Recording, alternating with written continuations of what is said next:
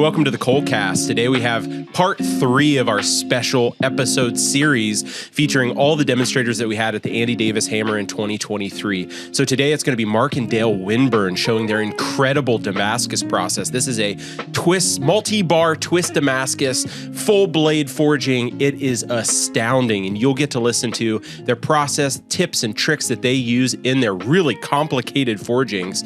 And I think it's going to be really worth a listen. So check it out. Let us know what you think in the comments. Thank you so much for listening. Enjoy. All right, I guess we're getting ready to get started here.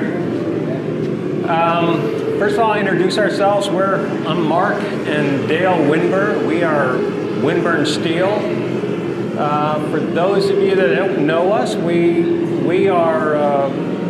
mainly making swords and larger type weapons, Anglo-Sax type. You'll see these type of blades here, and this is actually what we're going to talk about today. But first, I just want to say, Nathan, thanks for inviting us here. We are definitely humbled and honored to be standing up here sharing a bit of what we do. You guys have been part of our shop since the beginning. We were early coal iron.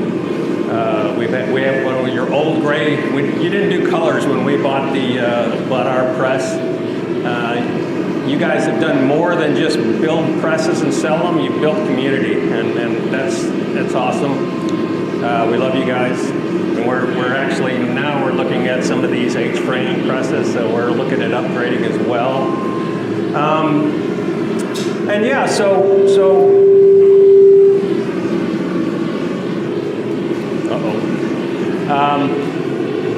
What we do a lot of is swords, and one of the things we like doing is these Anglo-Saxon or kind of Viking era blades, and by that I mean they're multi-bar, what we call multi-bar Damascus. So there's multiple bars, and we're going to pass these around. These aren't sharp, but just be careful of them. They are pointy. We've got a couple of them up here as examples. So I'll pass these around. Just be a bit careful with them. And these blades are made out of multiple bars of Damascus. I'll show you where we're starting with. We've already made the Damascus. We have 2 bars that we make.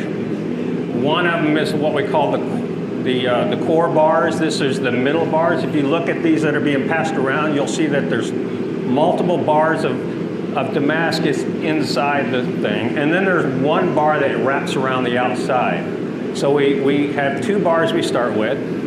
Something like this is the core bar actually, and what we do is we bandsaw these core bars in half.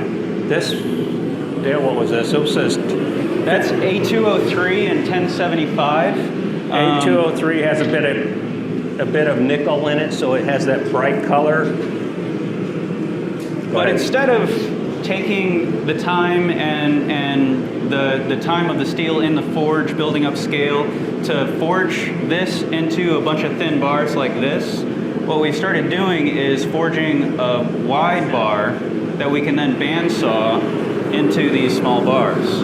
So this, if I were to take the time and to stretch this into a 3/8 bar, this would be in the forge for a whole day, building up scale, building up decarb. And instead, this is, an hour of hammering this out on a power hammer and then chopping it up on a bandsaw. Take that. So what we're going to start with is basically talk about our starting materials. He said this is A203 and 1075. One of the reasons we're using those steels for the core is because the core doesn't need to be super hard, right?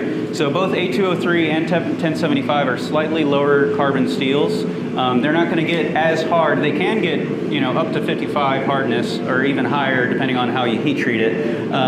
But we don't really care so much about the hardness of our core, and we want to be able to have a little bit of flexibility introduced into that from lower hardness. But basically, this is 32 layers. We don't want super high layers because we're going to be twisting these. And I mean, you can absolutely twist super high layers, but we're looking for a specific look, which is kind of this historical accurate multi-bar Viking swords, which had kind of a low layer twist going down the center and then a higher layer going around the outside. So this is 32 layers. We started with started with 16 bars, folded it once to get 32, and then heating up that twist. And then our outer bar is the same thing. We're basically making a bar that we're going to cut so that we can forge weld into it. But this we used 1084 and 15 and 20. This started out as 16 layers and then was folded 5 times to 512 layers. So on our edge bar, we want a much higher layer count. It's really, it's aesthetics that you like. I mean, we personally like the higher layer count on the edge bar. It looks nicer. You can absolutely do whatever you want. We're heating up a bar now that we're going to first show you how we do the twist. So basically we're starting, after cutting it up, you've got about 3/8 of an inch bar that will then be twisted. And it's probably hot enough, so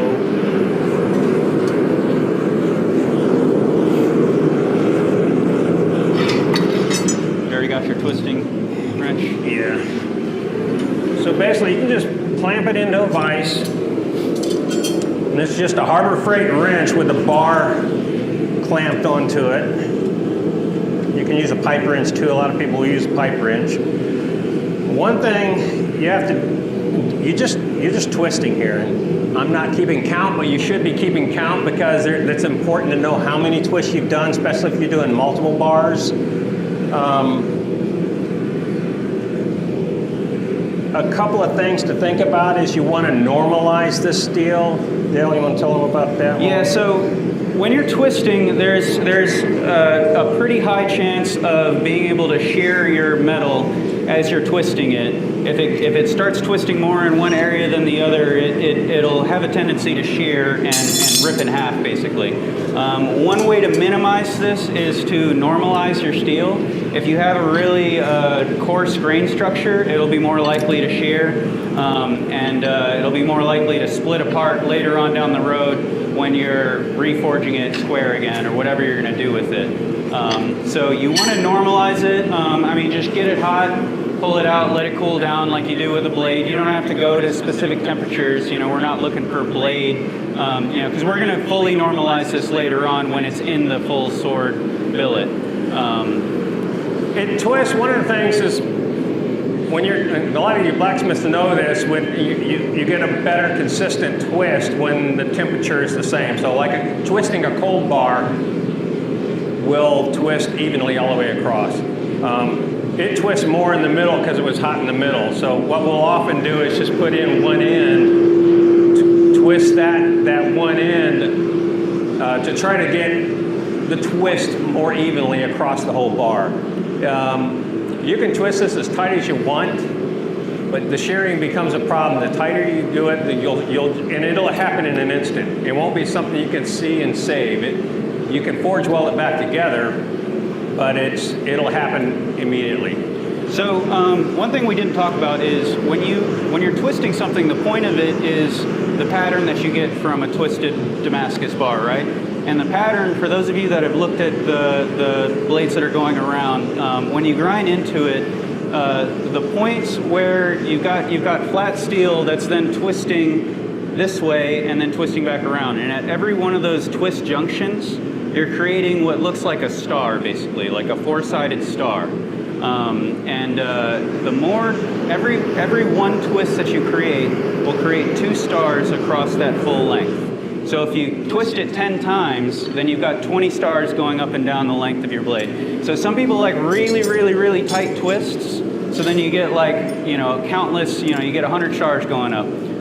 Some people like lower twists so that you can have a nice wide pattern. I've seen some really cool blades that have like one twist and you've got, or like half a twist, and you've got one giant star across the whole blade of like a buoy or something, and it looks cool. The other thing you can do is if you want to cool off, you can use an air compressor to kind of cool a certain section of it. You can put it in the water. You don't want to put this in the water you don't want to plunge it in the water because it's not good for the carbon steel. It'll start to break apart the welds possibly. You don't want to dip it in water, but one thing you sometimes. can do, sorry to interrupt, one thing you can do is squirt a little water and cool down one section. So and you that's don't not gonna twist crack that it. section. Yeah. So I'm going to stop right here on this. Let me turn it around and twist the other side because I do want to square it up.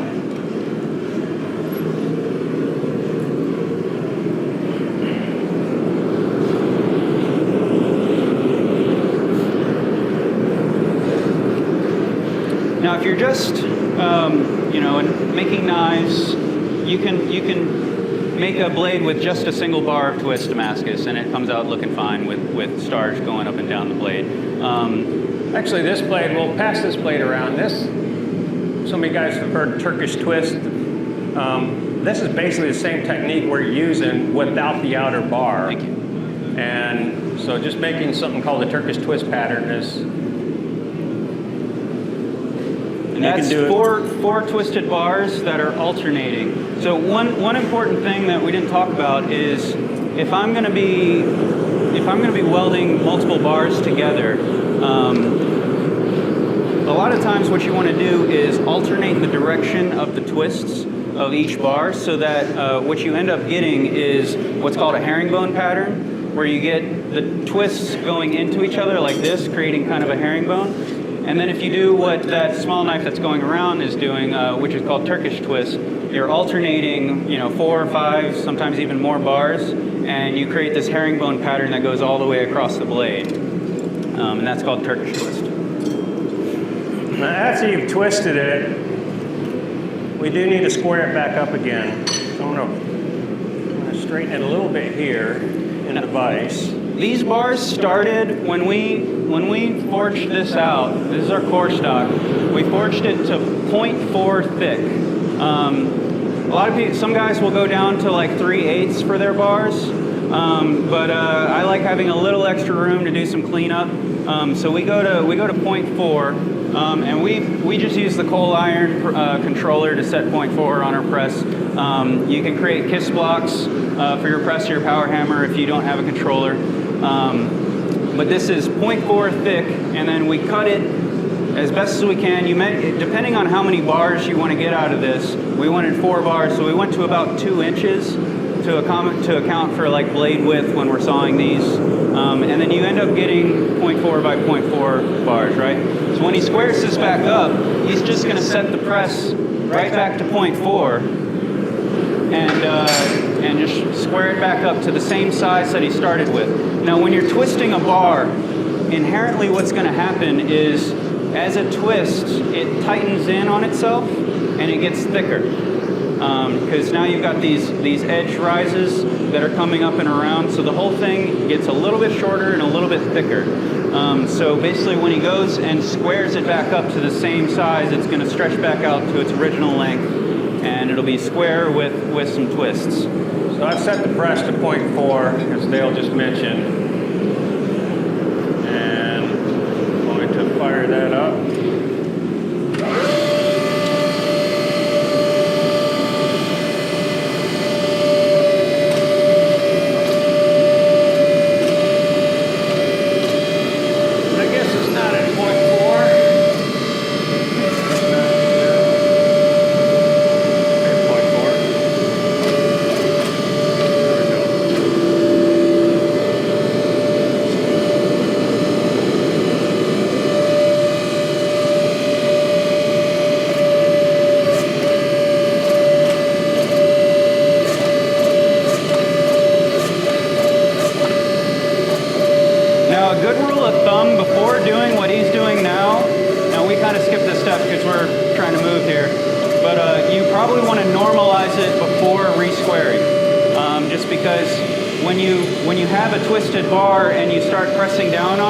you can get shearing, or not shearing, but you can get D-lams and openings that form on the sides as you press this down.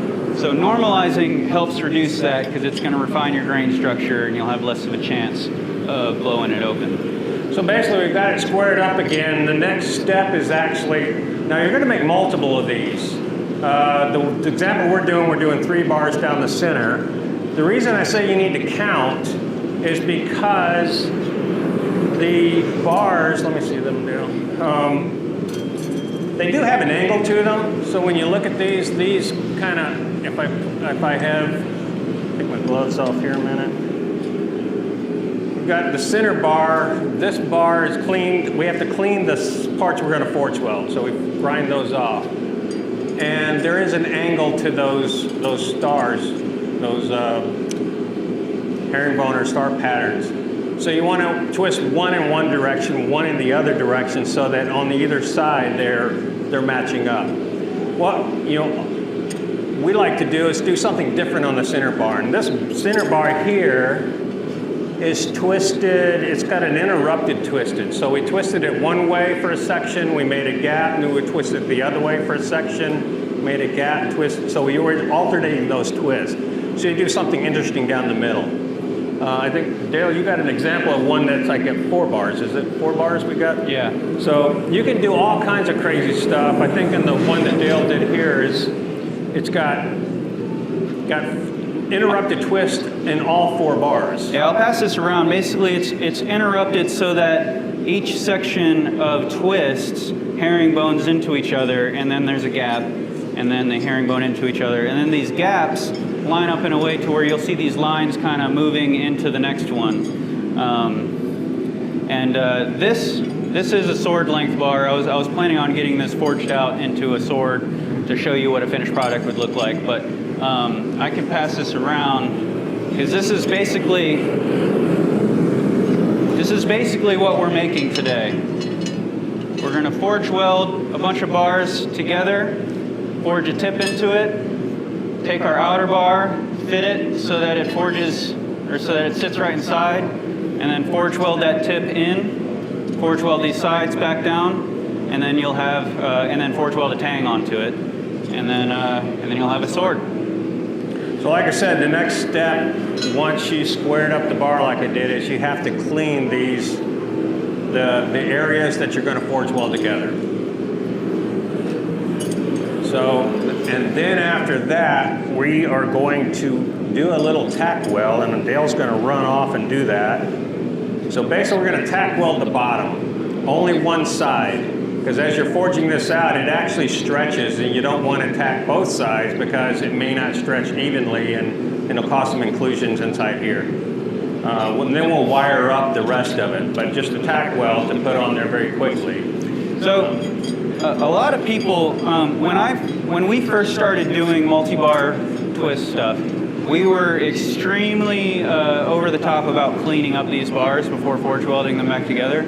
So we would do larger bars and then literally surface grind all 4 sides so that you didn't have these ridges, because I was always thinking that those would cause some issues, right? Now, we went and spent some time with a guy named Vince Evans, who is known for doing multi-bar Damascus swords. That's he's kind of an expert. And he showed us his way, and seeing it done without taking the time to clean every single side and without losing all of that steel, and just going fast and going small and going closer to your final dimensions and how that affects your final pattern, and seeing it done successfully without any issues, it made me confident in it. So then we started doing it that way too. So this is how much we clean up our bars.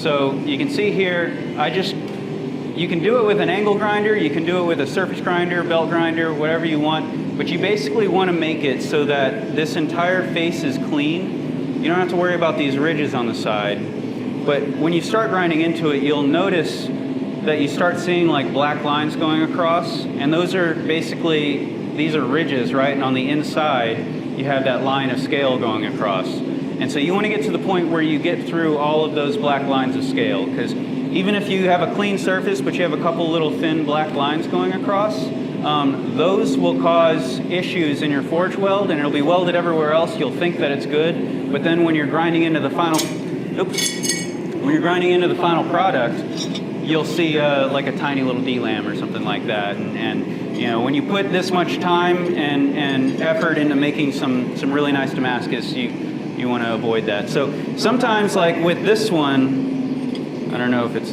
this one actually.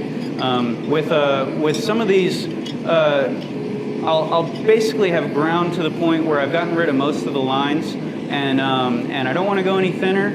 And there's only a couple left. So what I'll do is I'll just go in with a file and just file that one out. Just trying to get the scale off. Just get that scale, that one little line of scale out, just with a Dremel or a file. And even though you have a little like divot there, that's not going to cause any problems. You guys probably noticed if you're passing around that big bar over there, there's like some really deep grinds near the tip, and that's basically because I had some deep scale lines that I wanted to get out. And you'll be really surprised at what you can fix as far as issues in Damascus if you know what you're doing. So I'm going to go weld these. You guys have all seen what these look like on the inside? All right, I'm going to go weld these, and you can talk about some different patterns that we do. If you guys want to ask some questions while Dale's off, go ahead. Where's Logan? Like using acid to clean off the forge scales? Acid, I've never used acid to do that before. Not sure the process of doing that. Yeah, I mean, for some of my forge stuff, you can just dunk it in muriatic acid and it strips all the forge scale off. I haven't tried it. I mean, flux, I mean, you guys are going to see we use a lot of flux. That's why we bought our forge, because we Logan over here? basically run the bottom of this forge. We have multiple forges, and this one is the one we do all the forge welding in, because we pour a lot of flux on there. And flux, you know, you pour some flux on something like this and heat it up, and you want to run a brush across it, and all your scale is gone. Scale, for those that don't make blades, scale is the worst enemy of a forge weld for blade smithing. You get inclusions with scale. Other questions? How did you guys get started doing this? I started doing this probably 10 years ago, as a hobby, kind of a stress relief thing from work. Come home and pound some steel and instead of kicking the dog, that kind of stuff. Dale didn't live he lived in Atlanta at the time, and he would come and visit, and he'd say he'd want to make a knife, so we'd make a knife over a weekend or something like that, and every time he came, we did it, and he kind of fell in love with it. He started doing it full time probably 3 years ago, and then I retired from 40 years in IT this past year, and I started it doing together with him. So we're basically father and son team of doing mostly swords these days. We do a lot of knives as well, but we just like the swords. Other questions? Yeah. Actually, these Anglo-Saxon, these multi-bar, that's why we like to demo this today.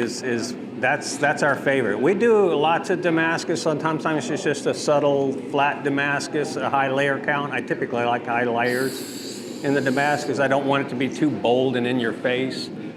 But yeah, Anglo-Saxon style, this bar Damascus. Now, when I was talking about the twisting, you can lose count. So one of the tricks we do is we get some chalk or some, and on our table we start marking. If we'll have 3 bars or 4 bars we're working on, we'll write 1, 2, 3, 4, and then we'll say, so we twisted it 6 times to the right. So we say 6. It's an RL. We'll do something like that, and then every time we do a twist, we write down how many twists we have. Because you do want the twist to be even. You want them to be lining up in the end. You don't want one with 20 twists and one with 15, because it doesn't look right in the end. So write down and keep track of them. Any other questions? All right, so the next thing we're going to do, so basically what Dale has done here is he's just tack welded the end and just to hold it together for the starting point. And that's where we're going to start our weld at this end. And this will likely be the tang side of the blade. So we're going to wire it from this point, and we're just using a wire that we buy at Lowe's or any hardware store. And you want this wire to be quite tight. Where's the little hammer? No, one of the things I like to do is get the kinks out of the wire, because the straighter your wire is, the tighter it's going to be, and you do want it quite tight. Just take out all the little kinks in there. And also, when you go around, so I'm going to put one about in the middle, and I actually just use a hammer, a little ball peen or anything to tap it around so that it does become very tight in here.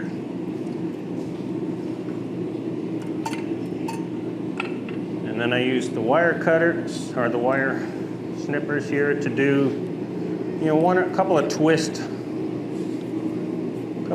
there, and then snap that off, cut that off.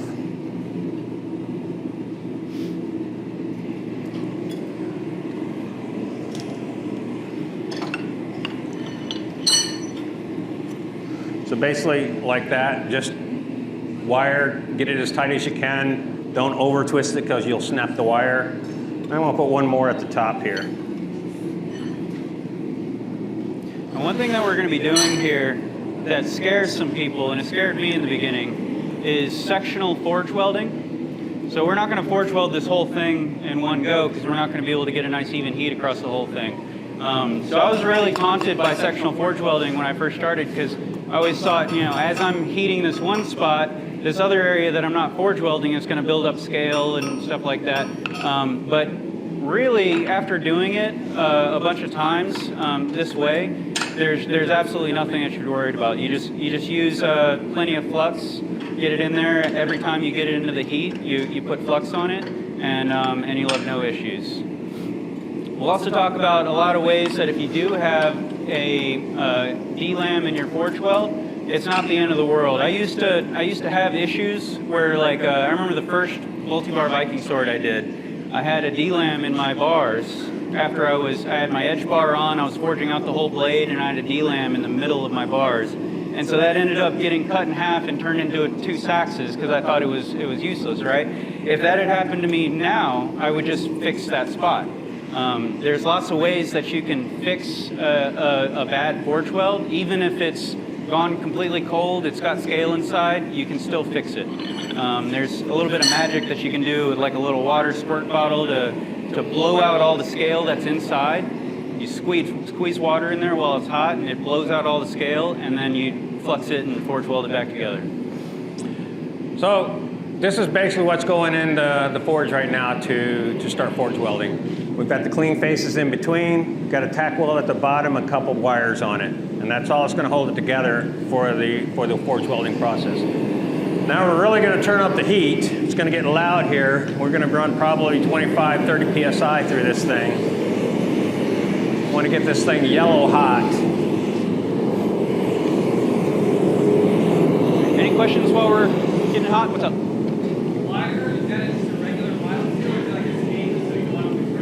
Regular mild steel. I think it may even be galvanized, which is a good thing because, other than fumes or whatever,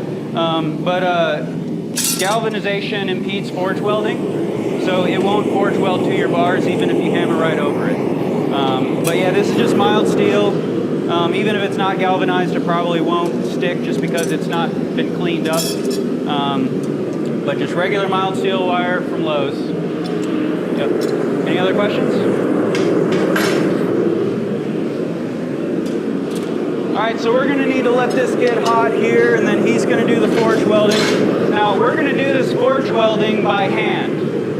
When you're dealing with bars this thin, And especially when you've got a press this fast and powerful, I don't want to risk the chance of folding this over, right? So this is going to be a thin, tall stack of bars. So we're just going to lightly set it by hand, and then we'll go and clean it up on the press. And if you're somebody like me that only did forge welding on a press, you set all your forge welds on a press, you'll be surprised at how little it takes to forge weld by hand. When you're doing it, it doesn't take high amounts of pressure. It doesn't take hard hits.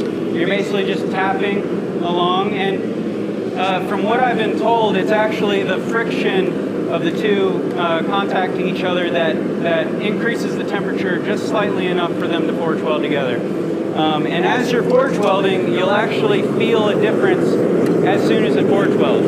It'll feel kind of like dull and soft, and then as soon as it's forge welded, it'll tighten up, and you'll start to get a little ring out of it, and it'll feel a little more solid. Questions while this will take a few minutes to get to forge weld temperature. Now you gotta, if you're doing a lot of this like we do, you kind of want a dedicated forge, because the entire bottom of our forge is a giant puddle of flux, because we use a lot of flux when we do this. So unless if you have a nice clean forge, you might want to be a little careful about how you go about this. Everybody know when fluxing, we basically use 20-team borax as a flux. I think most blacksmith and bladesmith use the same thing. We also started doing our damascus forging all by hot folding, which takes a lot of flux. So this forge has been abused. And flux, so the front row has to be careful, because flux likes to fly out of your forge welding. Yeah, splash zone. All right, so we're getting pretty hot. Do you want to flux me there? So basically, we're just putting some flux on like that. We let a little pile on the top of it, because that'll kind of seep down now through the seams, and any kind of scale that's starting to build, because the scale's going to build up immediately. When it comes out of the forge, it's building up immediately. And that running kind of down through it, it'll clean that out.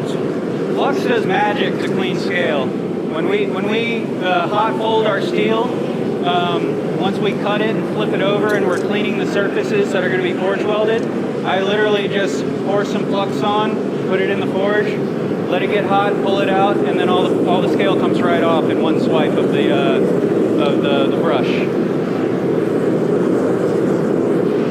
Then a couple more minutes. We're going to try and do this in maybe 2 heats. It's not absolutely necessary, but the less heat you can do it, the better. The key to forge welding is heat. Most people that I talk to that have issues with forge welding, it comes down to not getting it hot enough. So when you're forge welding and you're not sure if it's hot enough, err on the side of caution, let it get hotter. You want that like yellow, that bright yellow, almost white heat when you're forge welding. It is possible to forge weld at a lower heat and get something that looks forge welded and feels forge welded, but it might break apart later on. So you want to make sure you get that heat right the first time. How do you avoid stress fractures? Stress fractures? I don't really get any stress fractures. What do you mean by that? Like, I've done a master's build where I just had a whole entire just crack all the way through. So the weld breaking, basically. Yeah, I mean, it happens, and we forge it back together. actually, Flux, and it's really, it's not that hard to forge things back together. When we get forge breaks a lot, and we just fix it. just to prove the point, this right here, when I was forming this into here, I was hammering onto these forge welds, and I broke this one right here, just from hammering on it, which it's bound to happen, right? You're putting pressure, this is an inherent weak point in the steel. But this right now is open, and I'm gonna fix it when we go and do this when I set this. I'm going to fix this weld right here. So I'll show you how I do that. It's not the end of the world when you But split something to up. avoid it is to, first of all, you got to work it hot. If you start if it starts to cool off on you, you got a chance of breaking the weld. Like some of the things we found over the time is like if we go from forging, even whether it's on here or on the press, if we go to a power hammer too quickly, we have a chance of breaking the weld. So after we set the forge, set the weld, we set it back in the forge for a little bit. Let it get hot again. Don't let it get cold. That's a big thing. Now, it's at forge weld temperature now. So what I'm going to do is forge weld half this bar, and I'm going to do it with that small hammer. Forge welding doesn't take much pressure. So you can see that almost like little flames coming off of that thing. And basically that's all I'm doing, walking up and down. Gotta go faster than that. It's starting to bend on me.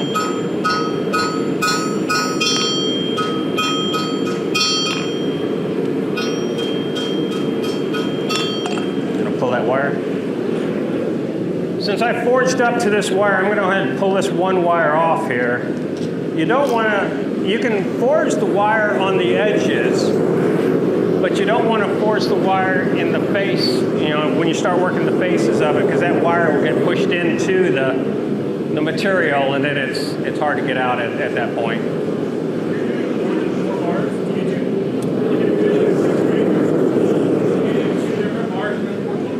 Watch out, Dale. I'm going to flip this around. You could. I guess it would depend on the thickness of your bars and how manageable it is. But that would be something that would make sense to do. I haven't done 6 bars. When you're doing it by hand, you have a lot of control. So you can do a pretty tall stack. I mean, when I'm doing the edge bar. Dale, repeat the question. Repeat the question. Oh, the question was, if you have like a really tall stack, like 6 bars, would you do it in two halves? Basically, was the question. But this right here is 6 bars, so this is the height that it would be, and as long as you're doing this, like if I went in a press with this and I overpressed, or I have a little bit, cocked one way or the other, this could fold super easy. But if I'm doing it by hand, you have that control, and you're very lightly tapping. So you don't have to worry about folding it over. And that's the reason why we do it by hand, really.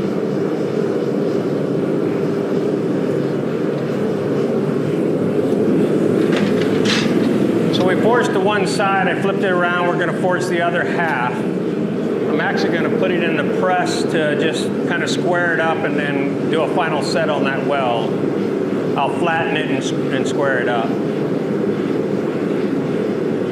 If you were doing Turkish twist, this would be your final step, right? You would be forge welding these together, and then that would be your final billet. We're going to take it a step further and forge a tip into this, and then put an outer bar onto it.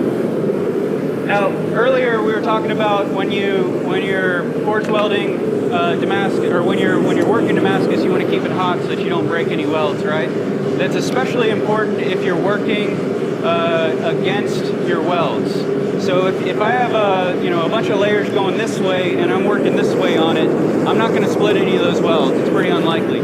But if I'm going like this and I'm putting pressure and my welds are this way, then it's highly likely that I'm going to put stress on that. If I work it too cold, I'm going to put stress on that and split one of those welds.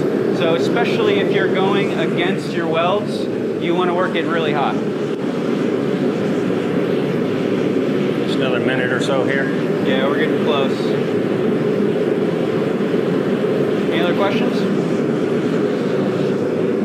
So I forged the one half, so I'm pulling it out from the forge, the end that's already forged, and I'll just continue working, overlapping a little bit what was already forged, and going till the end of it.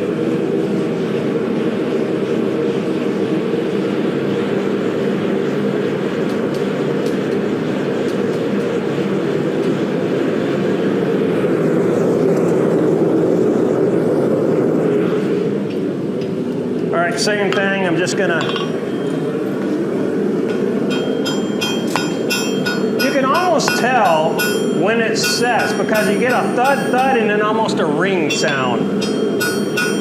It thud thuds and it's really hot, so my glove is almost not strong enough.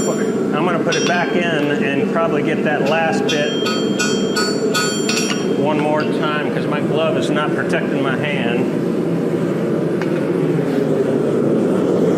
Put one more heat on it and get that very end. One thing you want to do is make sure you keep checking that your bars are still aligned, because they can start to shift. Since it's not welded at this end, right? They can start to shift like this. So occasionally you want to flip it sideways and give it a tap, make sure that they're all still aligned.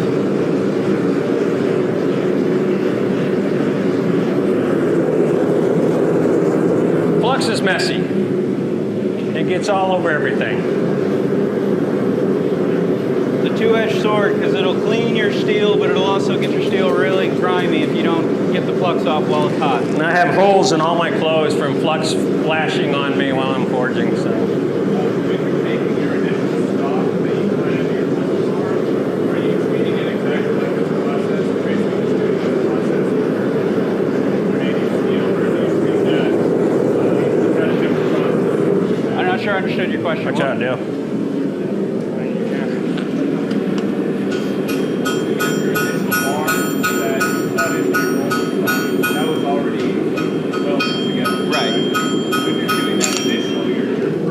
Exact same thing. Yeah, you're not doing anything different. Yeah, that was one step that we obviously didn't show here. But the process of making your initial steel or your initial billet of Damascus is basically the same thing. We're just taking multiple layers of steel. We're alternating the different types of steel. So we've got one that has a high nickel content, one that doesn't, so that you get your light, your dark, and your Damascus. And then you just clean it really well at the contact points. You get it really hot, and with something like that, you've got a nice wide surface. We usually set the welds in a press instead of by hand, and you want to work in a consistent direction so that if you do have flux inside, it's getting pushed out, and that you're not creating any air pockets inside of your billet. Yeah. The original stock, what thickness are you using?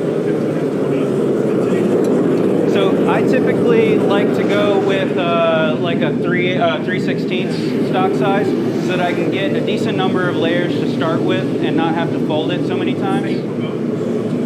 It depends on the type of steel, because like with my core stock, we use A203, and where we order that from, we can't get it super thin. So we go a little bit thicker on that and just have to fold it more often. You guys, make sure you're repeating the question. I think a lot of people aren't hearing the question. I'm sorry. The question was, go ahead and repeat your question. What stock do you use for the original? So he was asking the thickness of stock for making the initial Damascus. And that really depends on how many layers do you want to start with, because depending on your starting layers, that determines how many times you're going to have to cut and stack or fold to get to your desired number, right? And the other side of it is how many pieces of steel do you want to clean before putting it all together. So, I could go with really thin, like, 16th inch, like sheet stock, basically. But then I got to clean, 60 of these layers, and I don't want to have to do that, So sometimes we'll use 1/4 inch stock and just do like 8 layers, and it'll be super easy to clean. You just got to fold it a couple more times, you know what I mean? How is the difference in thickness affect the pattern? So if you have like a 3/16 and an 8 or whatever. You'll see that. So I typically like doing even layers, so both types of steel are the same thickness. But some people like to alternate to where you have really thick layers of one and then thin layers of another, and you'll see that in the final pattern. You'll have, obviously it'll be much thinner, but you'll have one layer that's slightly thicker than the other in the final product. All right, so I've got that hand forged welded all the way down. Pulled the wire off. Sometimes that wire is hard to get off, and it's so hot your hand. You got to have a good glove. I've got the wire off now. I'm going to pull it, brush it off, and put it in the press to just square things up again. Usually having a glove in your hammer hand is kind of a no-no. because it's not good for your muscles in your hand. But when you're forge welding stuff this hot, and your hand's getting that close to the steel, you need a glove in that hand. You'll burn your hand just from being near it. And this stuff will get all over your dies too, so we like to clean it before we stick it in a press. One tip is when you have a bunch of crud and flux and scale stuck to your dies, as soon as you move your work and get it back into the forge, spray it with water or oil or something, and that'll break the scale loose because it's going to cool super fast and break loose from the dies. And then you can kind of file it off with a rasp or something.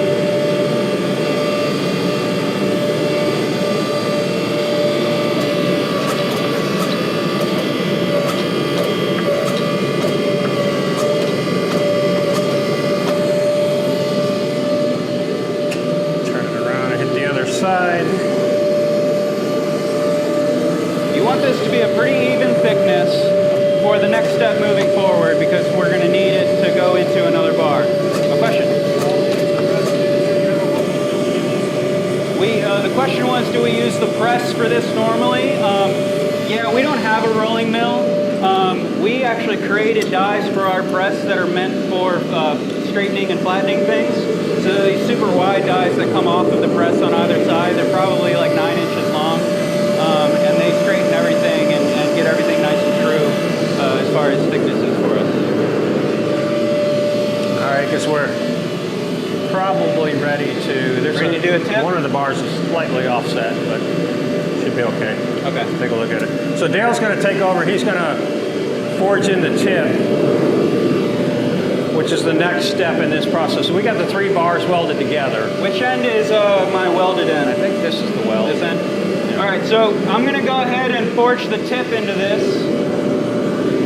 You want to make sure you're not using the end that you welded on unless you go and you clean it off first. You know, sometimes I'll go and I'll cut it off just to have a nice clean end to start with. Just make sure if that weld is still on there, you don't forge it into your tip.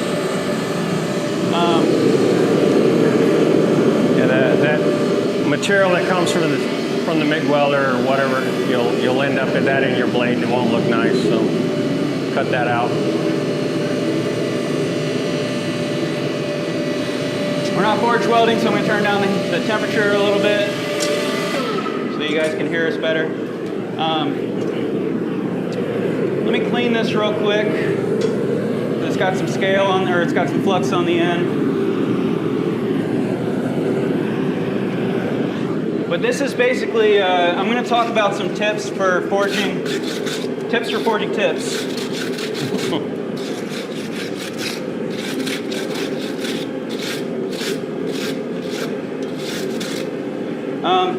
So one problem that a lot of people have when forging tips into blades is getting a fish lip.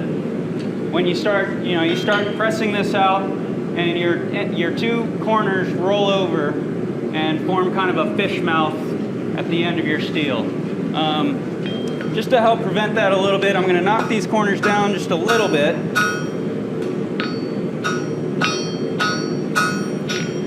Not much. But the trick is going to come from when I start forging this out on the power hammer. You don't need to do it on a power hammer. You can use a press. You can do it by hand. It'll just take longer, obviously. But the trick is going to be where I start forging on this bar. If I start at the very end of the bar, if this is my bar, and I start forging right here on the end, that's just going to push those ends over, and they're going to fish lip over, and then I'm going to have to grind that off later, and it's just wasted material that doesn't need to be wasted. But if I just move back about an inch and start forging here, and then start pulling the material back and pushing out, what that's going to do is it's going to push the steel in here, and the only way that it has to move is out the middle here. So it's basically going to negate any of that fish lipping by pushing it out the middle and then folding the rest of this into it. So now this power hammer I have never used, and according to Nate, the dies that are added on here might have messed up the weight ratio a little bit. So, thank you. So, if this tip doesn't come out, it's not my fault, it's the power hammer, I swear. But let's give this a try. I'm going to clean this up real quick again, just because our forge is just full of scale. I mean, forge up full of flux. It's just kind of a big puddle there. But I'm going to start about an inch back.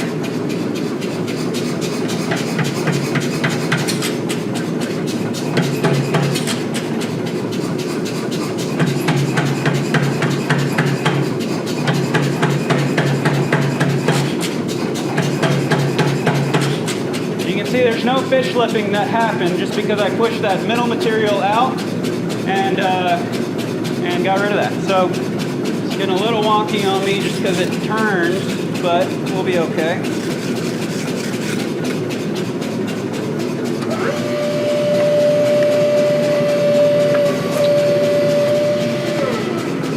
Let's get some more heat on that and I'll clean it up a little more. At this point, you kind of need to determine what you want this inner bar to look like at the end. So if you make your tip really pointed, this is going to be pointed right here in this inner bar at that transition point. A lot of the old like Viking swords, they have really rounded cores on the inside before it transitions to the edge bar. So what I'm doing now with forging the tip is going to determine the shape of the end of that core bar, basically. And it's also going to determine how difficult it is to do this. Because when you have a rounded bar like this, which isn't super rounded, but it's not a sharp point, right? Driving this into here takes a lot longer to get this to marry up right here. If you have a sharp point, like this was a super sharp point when I forge welded it in, it went in like one heat just because it dries in like a drift, or not like a drift, like a cutter. But it's all what you want your end result to look like.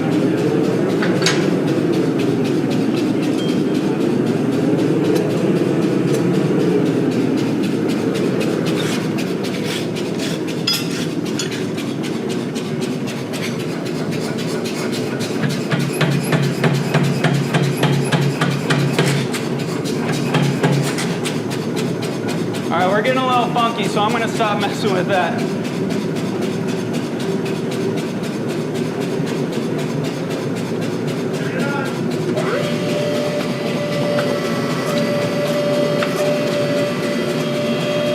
Something you'll see us doing quite often is whatever we're using, the anvil or the power hammer, we always going back to the press and squaring things up after every step. All right, give me a second to clean this up. The next step is going to be driving that into this. So this is our core stock. We were telling you we started with just a 1 inch wide bar by 0.4 thick, and it's 512 layers. And in order to get this inner bar, previously what we used to do is just forge a bar really long, right? So it'd be, that's I think 15 inches is the core. Yeah, so we would need a 30-inch bar, which is a pain to forge out, right? And then we'd bend it around the tip. And after working with Vince and him showing us some of his tips and tricks, we found that this is a much easier and faster way. So you just make a single bar, cut it on a bandsaw down the center. The amount that you leave at the end is going to determine how long your tip is beyond your core bar. So the good thing about this is if I want to have like a lot of guys will like having the core basically be their fuller, right? Like you grind your fuller where the core goes, and they might not want their fuller to go all the way to the tip. They might want it to stop, 3 inches down. So you could make a longer tip by not going as far in here. And so that's the benefit of doing this method rather than bending it around. Because when you bend it around, you only have the width of this bar that's going to be on your tip. So let me get this cleaned up, and normally he's going to clean it up the fast way. Normally you would end up once you get the shape you want, you would take it to a grinder and clean it really nice on the edge. We're gonna kind of skip that step a little bit here just for the sake of time. And we'd have to let it cool to do that. And then we're gonna jump to one that we already have ready to forge weld. But to show you how do we shape this piece that we have to put it around.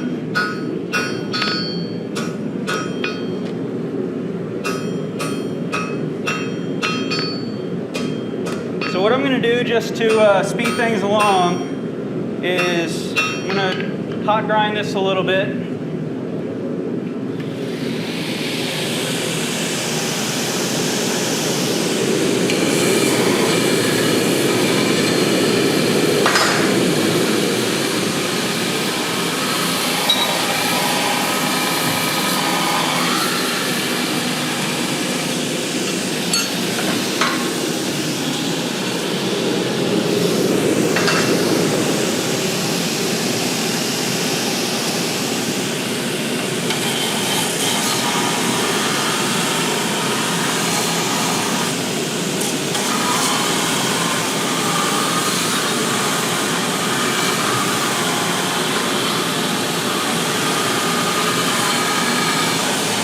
Like I said, he's doing kind of a quick and dirty grind, but what you would end up doing, just like we did with the other bars, the 3 bars beforehand, is clean the whole edge here. The whole edge gets cleaned. Here's where Dale was talking about earlier, where there were some of these little cracks from the twist, and we just take a file and run a file in there to take out any scale that might be in it, and you can see some of those in here. But you're basically cleaning the area, the parts that are going to be forge welded. So I'm going with a little bit of a sharper point just to make the drifting part go a little quicker for you guys. But this is basically what I want my core to look like, other than whatever you want your tip to look like, insert that there. But this is what I want it to look like before I get into shaping it into my edge bar. Now you probably want this to cool down because you're going to be holding on to it. Now one thing that I do want to mention is the longer your bars are, the easier this next step is. Because when you're dealing with a sword, you basically, you can get this tip hot and you can just grab onto it from the end with nice gloves like this, and you can just hold on to it the whole time. You don't have to deal with tongs and all that. When you get into something shorter like this, then you got to actually, deal with tongs and deal with it being hot. So just keep in mind that longer billets are going to be a little bit easier to deal with. That being said, what should determine the length of your billet, right? A good rule of thumb is you don't want to stretch your pattern any more than 50%. So this is 20 inches because I'm making a 30-inch blade out of it, right? So I'm stretching it out by half of its original width. You stretch it more than that and you start losing your pattern. It starts stretching out more than you might have anticipated it to. So just that's a good rule of thumb to keep in mind.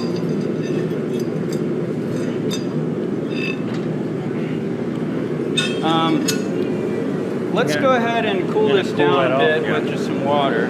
You ready for this in the fire, Dale? Yeah, go ahead and put the tip in. This is one thing that an induction forge might be good for, because you just want to get this area hot. I was a little sad when I saw this wasn't hooked up. I was going to use it. Because you're going to initially just heat that tip that you need to shape. You guys want it on? You want to use it? We can only use it for like the first heat, so don't even worry about it. Well, we're fine.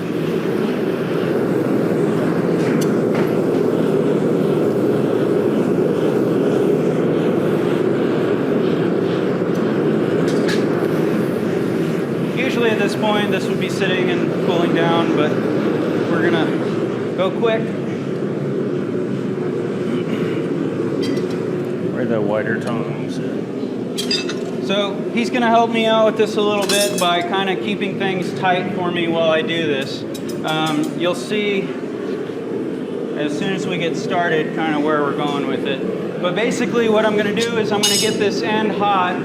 And that's why I was saying the induction forge would have been perfect, because I'm going to get the end hot, I'm going to grab the two ends and just pull it apart, right? I'm just going to spread it so I can fit this inside of it.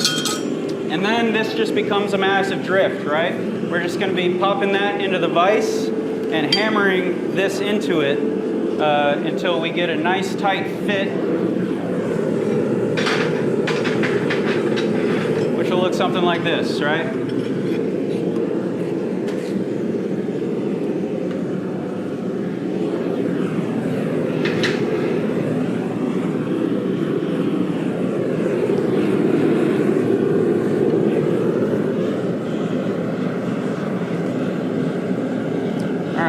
So pulled it apart, you get some more heat on it. One thing that really helps with this if you're dealing with a shorter bar is a glass blowing glove. So these things are meant to be super heat resistant. You can literally like hold a glass ball that you're blowing as you're rotating it in this thing. So this is nice for this type of work because I'm basically just wanting to hold this the whole time. I don't know how all that scale got on there.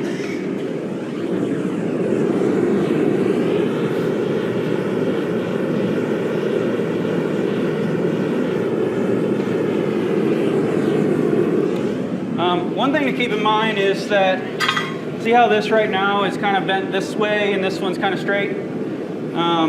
You want to keep those even on both sides. So I'm going to come over here and bend this one out just to match. And basically this is just a process of sitting here. I'm going to stand in front of you here. And we're going to go like this so he can grab those. And this is just a process of me standing here and drifting.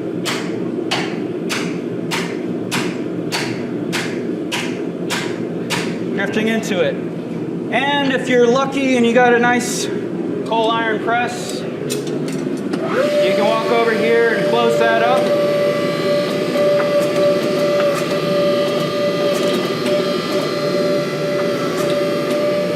Like that. It's not that easy when you got a rounded tip on there. So. Yeah, that went so quick because this is so pointed. But it's a double-edged sword. Because when you have a point like this, it's more likely to have a gap, a little tiny opening that doesn't fully fill at the end of your weld. So this is actually harder to do the next step, but it's easier to do this step.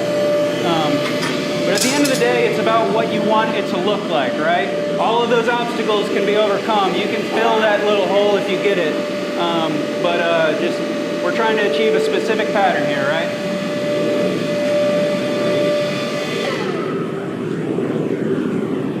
Now that went in pretty straight, but not quite perfect, so I'm going to do the same thing. I'm going to put this in nice and straight. And then I'm going to kind of bend the boat this way. Now we're going to do this again.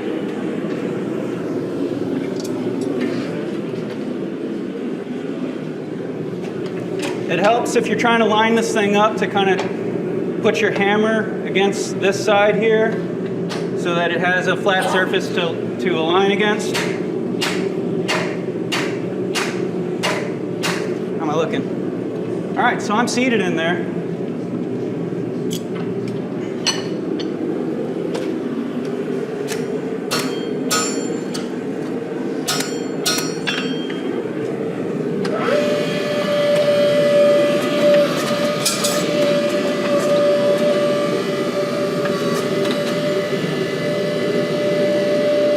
Essentially what you're looking for, right?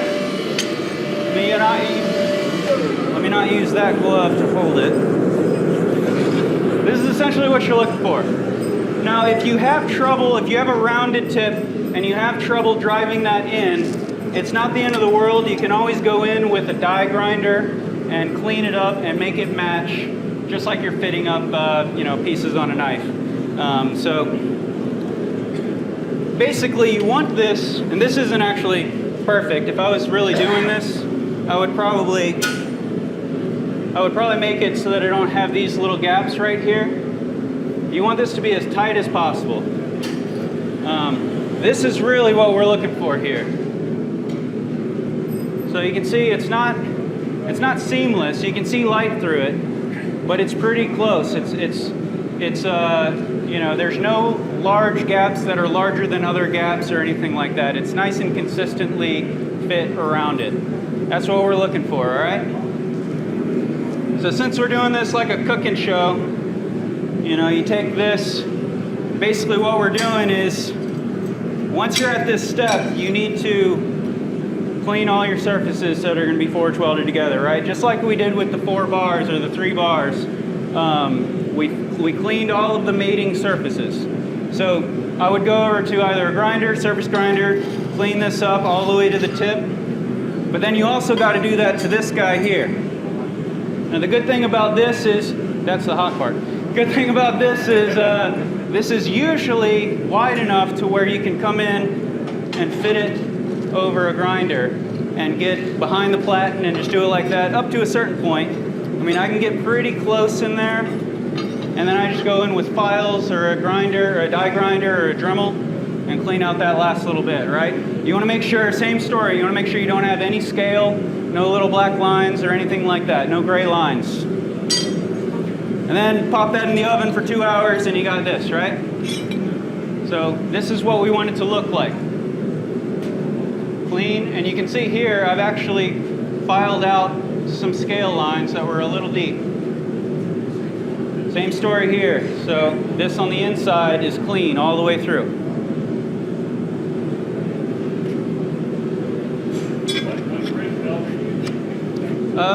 Just a rough grit. I probably use 30, 36 when I'm doing it. All right. So with this, there is no welding that we're going to do before forge welding. I'm not going to tack weld this together at all. Because if I did, basically what I need to do here is I need to forge weld this into this. So I need to push this whole thing this way, right? If I were to tack weld this, it wouldn't go, right? It would be stuck. So we're going to do the same thing and wire this closed.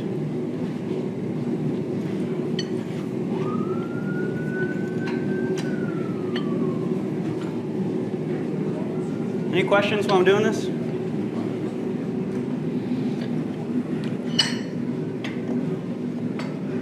You want it to be in there nice and tight. You want them to be aligned as best as you can. If they're not perfect, it's not the end of the world. You can still fix it later.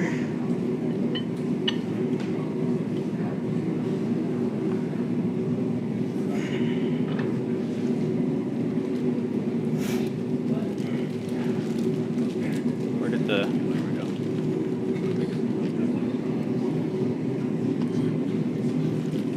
So there are some people that do, they double wrap their wire just to make sure it doesn't burn or melt off or anything. I'm not a fan of doing that because then that's more wire that you have to take off. And if you forge weld over the, or if you hammer over the side, it becomes a little bit more difficult to take these off. So just keep that in mind. If you have trouble with them coming off, then thank you. Then go ahead and double wrap it.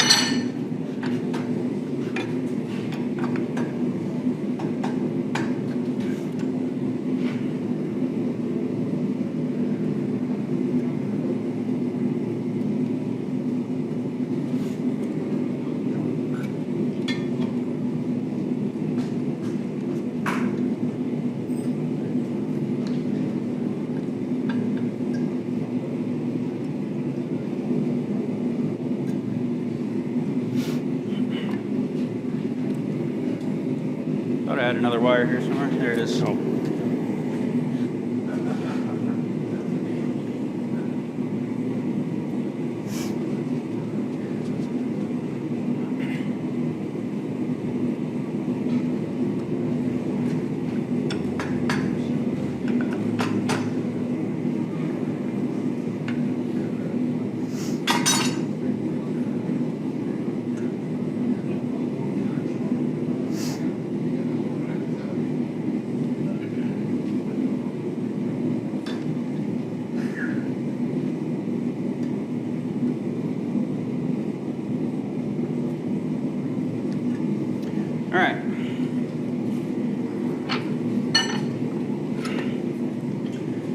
that's what we're looking for. No welds at all. You want this thing to be able to move inside here. Now, one thing that I should mention is my core bar should probably be longer, or my edge bar should probably be shorter. I want a good amount of range here to be able to hammer this in. To be honest, I kind of didn't do it. Sorry. I meant to cut this off before we started and I forgot. But it'll be okay. You basically just need some room to be able to hit this so that you can pull the whole core into the tip. And when I heat this, we're going to go back to forge weld temp. When I heat this, I'm just getting the tip hot.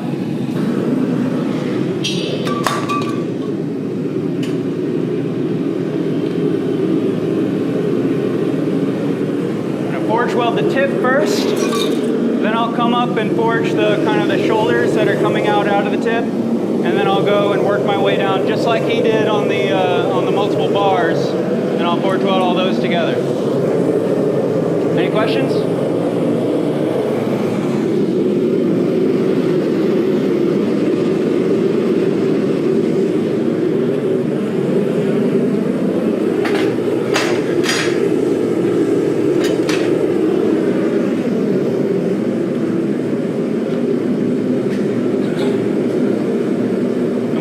Done, we'll forge out the tang by pushing some of the edge bar into the core bar, because you don't want your edge bar to just end and then have tang, right? Because then you have a potential weak point. Your ricasso area where your tang starts is already going to be a weak point because you're dropping into that tang. You're dropping down in width. Now, if your edge bars didn't push into that and they're just kind of sticking out where your tang starts, if you were to say grind in your tang, then those edge bars are a weak point on a weak point, and those could pop open. And I've had it happen before. On one of my first swords that I did like this, I basically went and started grinding, and the heat differential between the two types of steel popped my bars apart at the very end. So make sure you're pushing that into your tang.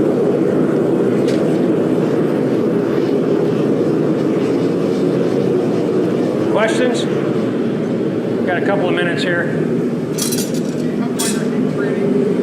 Heat treating?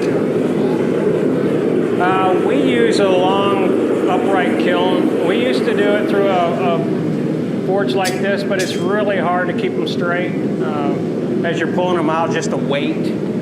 There's a lot of straightening after the fact for sure. Even with an upright kiln, we're pulling it out. We're actually through the normalizing cycle, we do some straightening. So we pull it out of normalizing, we straighten it, we put it in for another normalizing cycle, we straighten it again. And then when we pull it out, we do a final straightening and clamp it.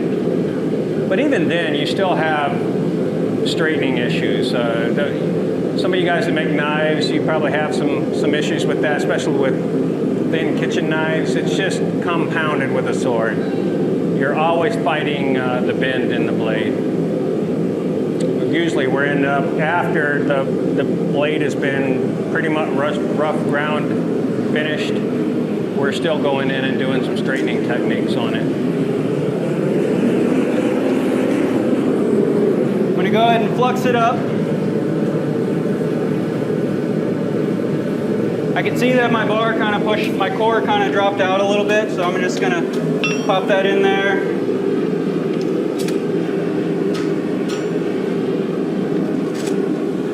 That wasn't to forge welded, that was just to kind of tighten things up a little bit. Get some flux in there.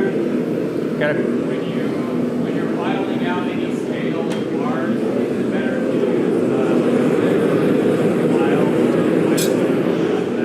The question was if you filing out any of those little slots that form in the edge bar. Well, we just use like a half round. It's not necessarily a very small one. Something that'll, all you're looking for is to get that scale out. Even if there's a little V in there that you've formed, it'll forge weld shut. Because you are putting some pressure on the sides of that thing, so you're taking that. I think, what is that going to be now? That's like 1.5 inches almost wide. height, and you're gonna forge that down 20% or so. So it's gonna fill that gap. You can use a little needle file if you want. You can use a Dremel, anything just to take out the scale. You can also just, after heating it, flux it and then brush it out. Other questions?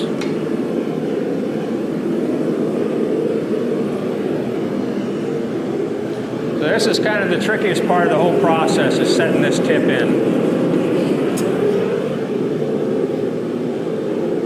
Yeah, this is kind of the crucial point, is if you mess this up and then keep going without fixing it, then you'll never be able to fix it down the road. So you want to make sure you get this tip set completely and fully all the way around, you know, wire brush it, check it, make sure that it's set before you start setting the sides. Because then you won't be able to push it in anymore, right?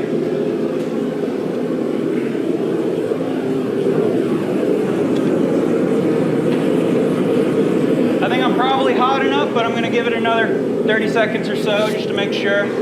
That's always our trick, is when we think it's hot enough, we wait a little longer. So. Now, one thing that you can do when you're setting your tip is to set into a swage block that has like a rounded part in it, so that it basically seats inside of it. And because the end of your tip bar is kind of rounded a little bit anyways. So it does help kind of align things and keep things steady if you're going into a swage block. We don't have one here, so I'm just going to do it on the anvil, which is no problem.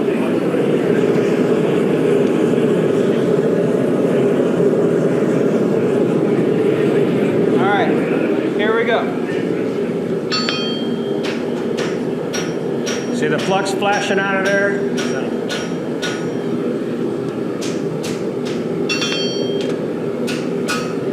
I actually went so far that time that I bent the core bar a little bit. No problem. Perfectly fixable.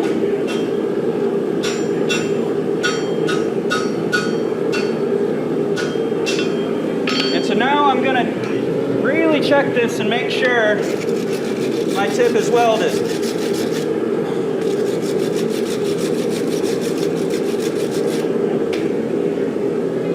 See, right around this top 3/4 of an inch, you can tell that the color is consistent across the line. That means that it's probably nice and welded. You can see down here the color is brighter in the center and cooler on the outside. That means that's not welded, which that's the part I'm about to do next.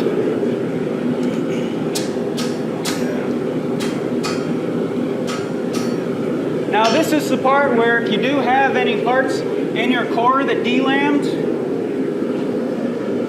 you could come in here with some water and spray your delam. That would blow any scale out, and then you reflux it, and when you start forge welding all these back together, it'll forge weld with it.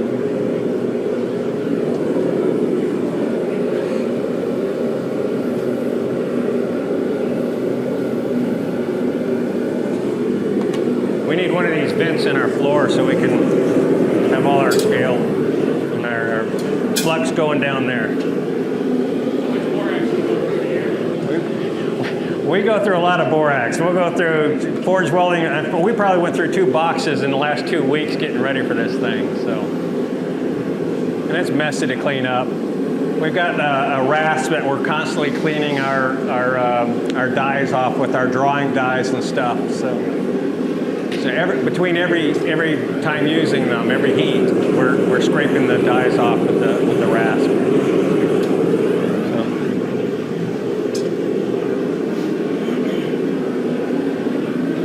So the hard part's over. Now we just got to repeat step 2, I guess it was, doing the core bars.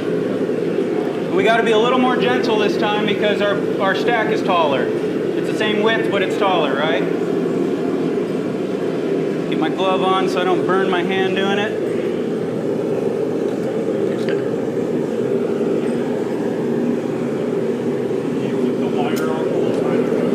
We'll pull the wire as we go. In fact, You want to pull. If you work up to the wire all the way, you can pull it off. If you pass, it's okay to pass it. Just don't forge the faces with the wire on. You can forge the edges because they're going to be continue worked anyways. It's really hard to get the wire out if you forge it in the face. Really, you just want to take it off as soon as it's not useful anymore. So if you forge weld right up to it, it's not doing anything, right? So you can rip it off without pushing it into your steel. But I'm going to forge weld right over it and take it off right when I'm done doing this pass. Because if I put it in and keep going over it, it's just going to get harder and harder to take off. So I'm going to do it as soon as I possibly can.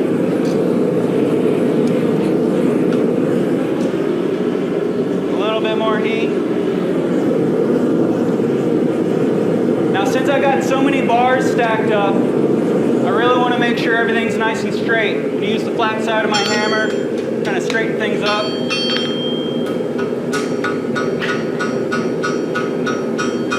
I'm really just trying to get these shoulders set.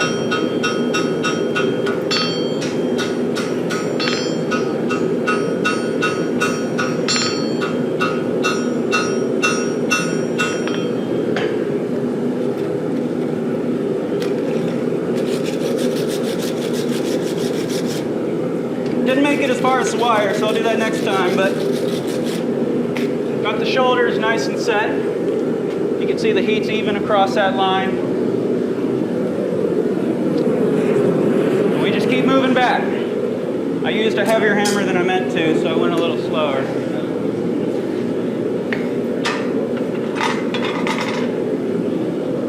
Yeah, you don't need to whale on this. I mean, this is taps, little love taps to set these welds.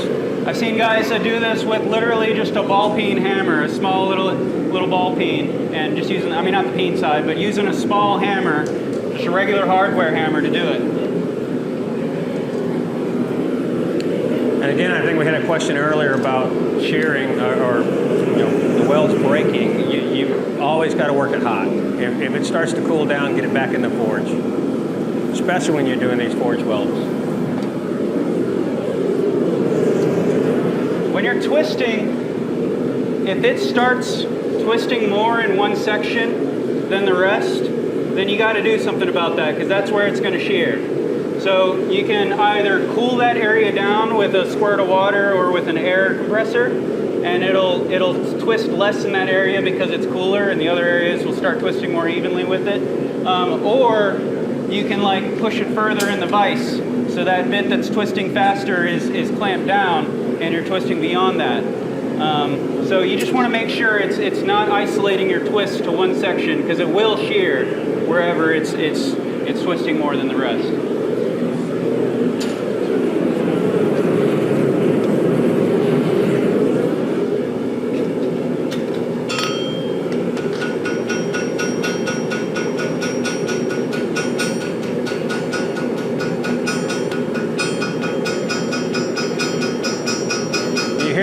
It goes like a thud, and then you get kind of a ring, and that, when you hear that kind of ring sound, it's setting. So this has been forged right over, and it peels right off, no problem. See that?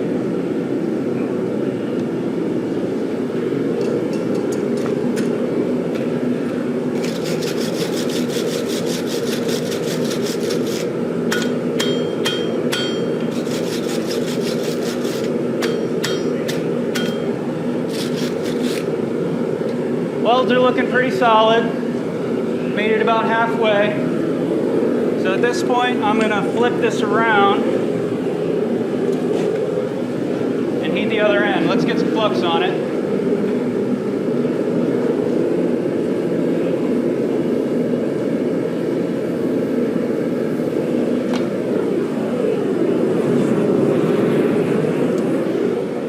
Right now we have a literal pool of flux just oscillating inside of this forge. There's eddy pools moving throughout it.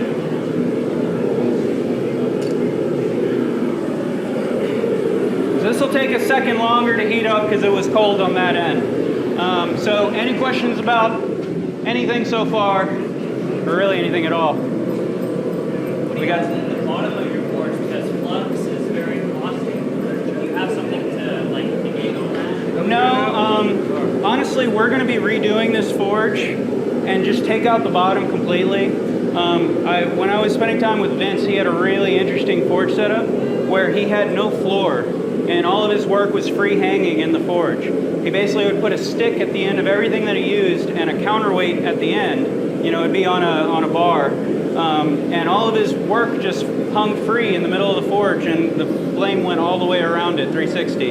And in the bottom, it was just flux pulling up and eating through the refractory. And then every 6 months or so, he just he adds more refractory to it, patches it up. But I mean, with flux, there's really nothing that you can do to stop it. You know, it's gonna eat through whatever it's landed on. Let me switch tongs to something smaller here.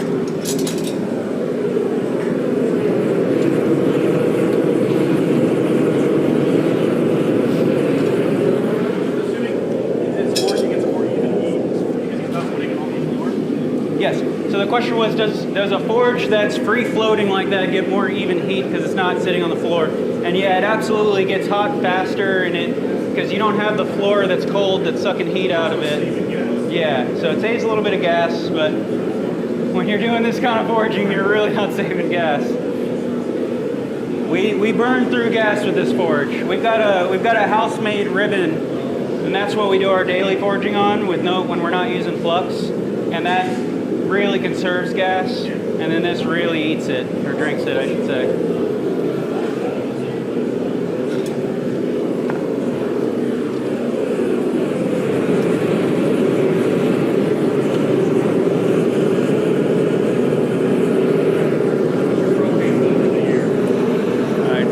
I'd be afraid to calculate it. It depends on in our work there's periods of time where we're doing a lot of forging, and then periods of times where we're working on the hilts, and we may not use the forge for 2 weeks. All I did just now was kind of square things up. I want to make sure these are nice and even when I forge weld these. Because say I forge weld them, and one of them is just slightly skewed from the other. If I go and then flatten that on a press like this, that could just rip that weld apart and break it, you know? So then I'll have to reforge weld that together. So you want this to be as even as possible. The glove on the right hand.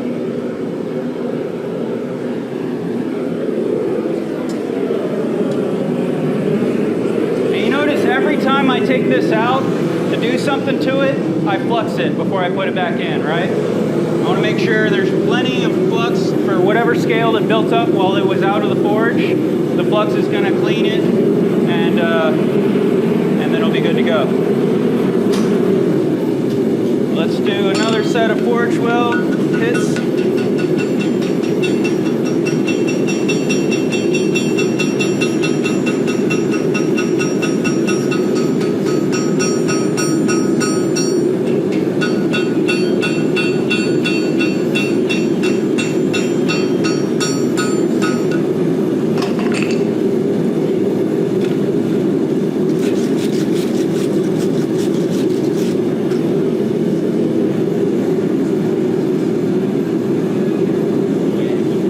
Breaking that wire off. Now just now I need to take this glove off because it's burning me.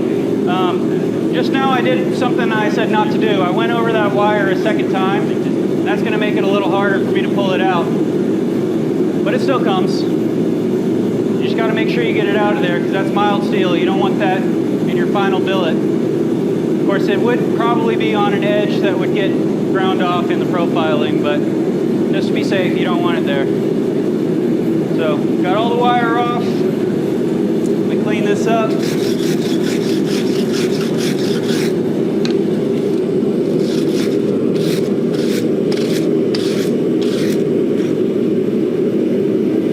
Looks to me like it was a successful forge weld. So, we got ourselves a multi-bar wrap here. Thank you. So, yes. Now that you still have the ridges on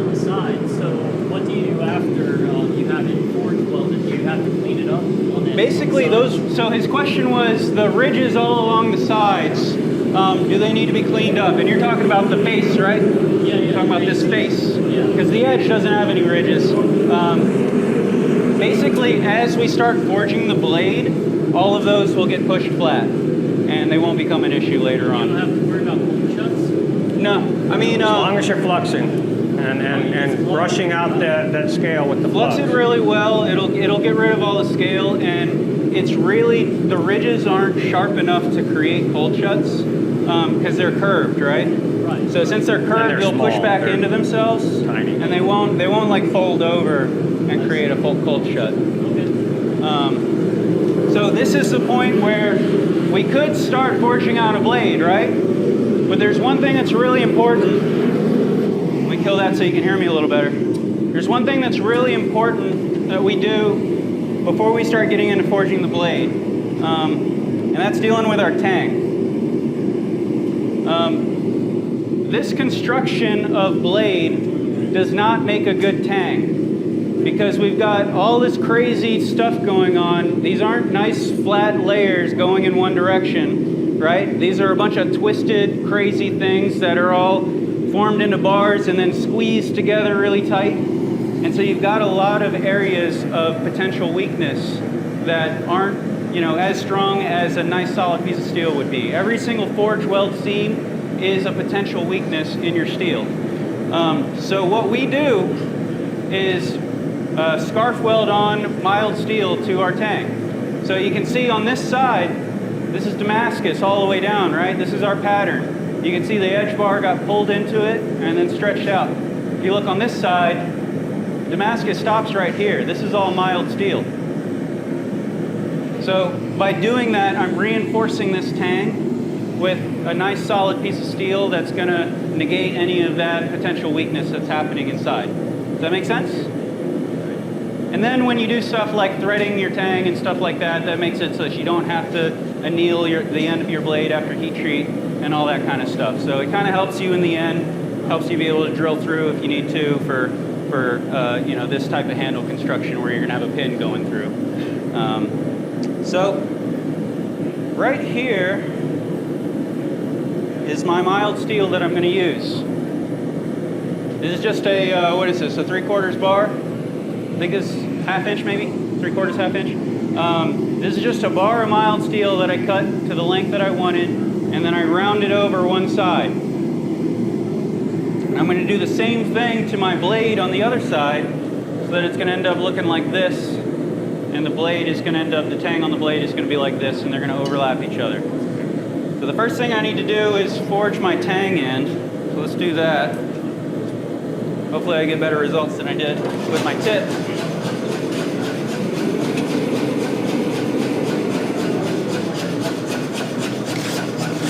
Sorry.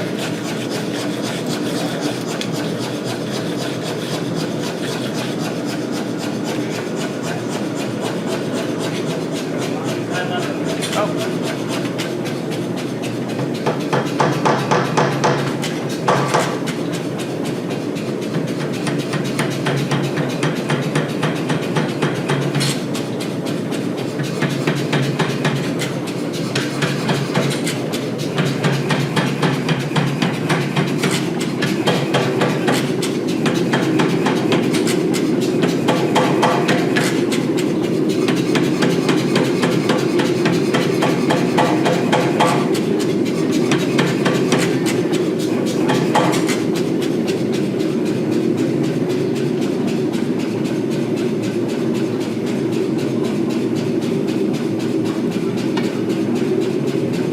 So I actually broke that open, so I'm going to fix it.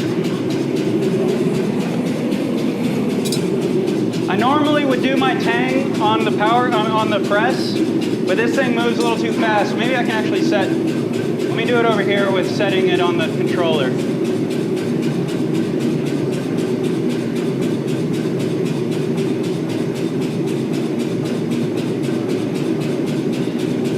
I really like doing my tang where I have nice control with this guy here. That'll be all right, I can do it that way.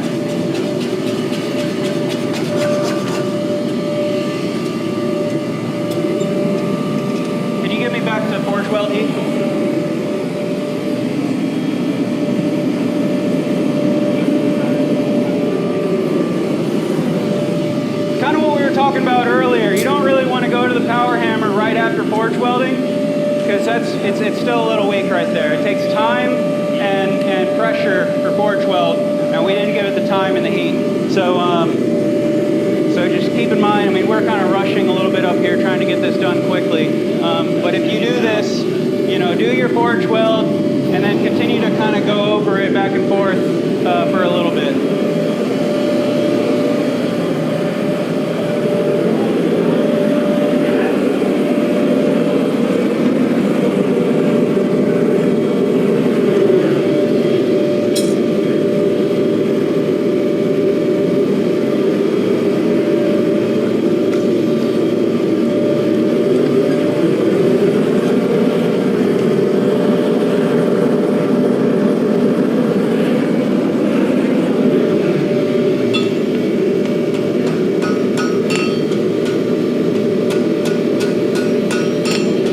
Hear that? Hear how it's like a thud, thud, thud, ring, ring? That's when it's forge welded, when you hear that ring.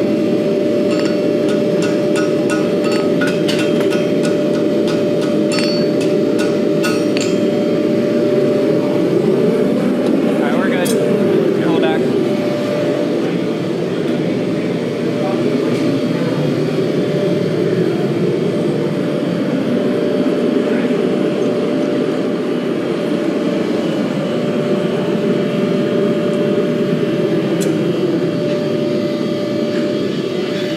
Questions? How many are going to go out and build a sword after this is over? Yeah, we got some. Yeah, got some.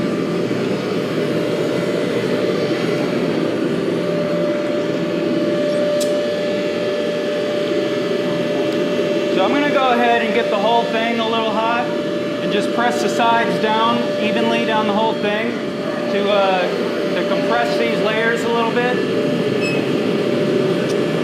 And I'll go back to putting that tang on there.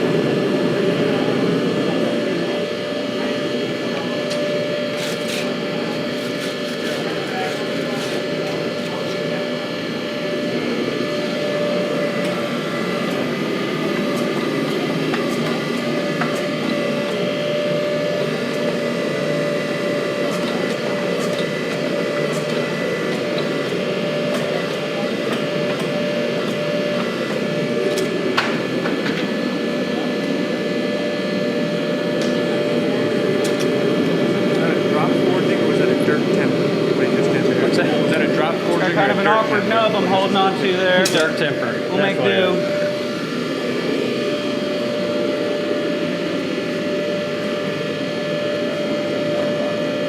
So while that's getting hot, you want to make sure you have your mild steel bit kind of prepared, which basically means clean the face that's going to be touching your tang. So I've got this rounded here on the side that's going to be on top, facing the blade. And then the bottom that's going to be laying across my tang, I've just got it ground just on a belt grinder. And I basically just want like an inch of tang to lay this onto. About the same width as that, so about half an inch. I don't need this one.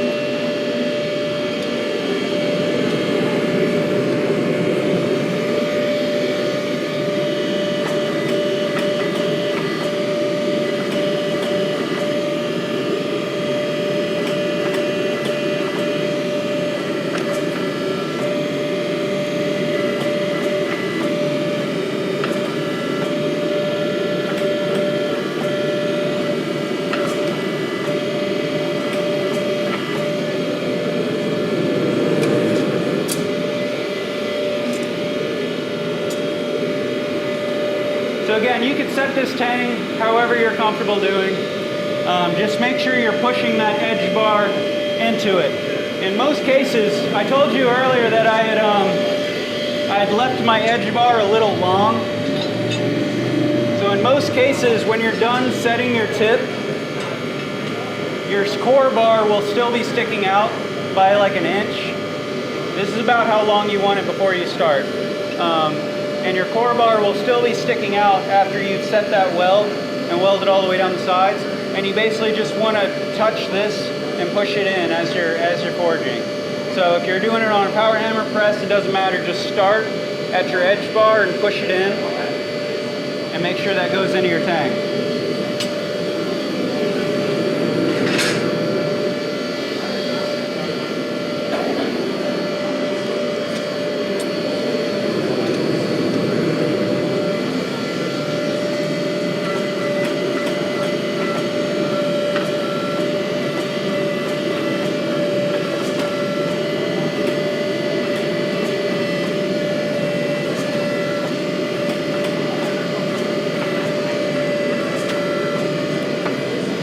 Getting there. Now the good thing about this is not only does it strengthen your tang, but it saves all of that nice damascus for your blade, right? You're not wasting any of that in your tang that's not going to be seen by anybody. It's going to be hidden in the handle. So this gives you more material to use in your blade. And actually we did this recently because we were working on a 40-inch Scottish saber that we're doing. And we just were a little too short, right? We needed to get like 5 more inches out of it. So we just stuck a mild tang on it and did some hand fullering and we're able to get the length. Worked it as much as we could. Every inch of steel is in that blade now, Yeah. so there's no waste. But we're able to save a lot just by putting all of the pattern into the blade and not the tang.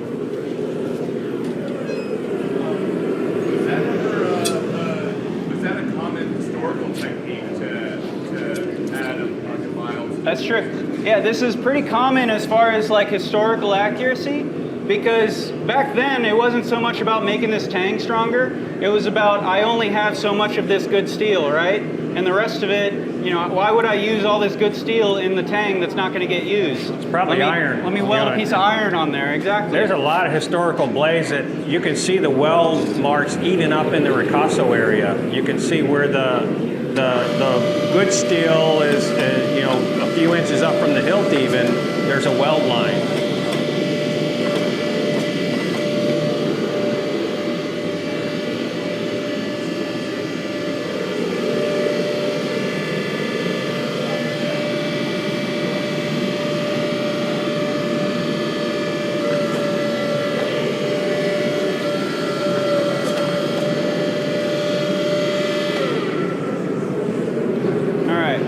Got a little funky because this bottom die isn't actually attached, so it kept moving on me.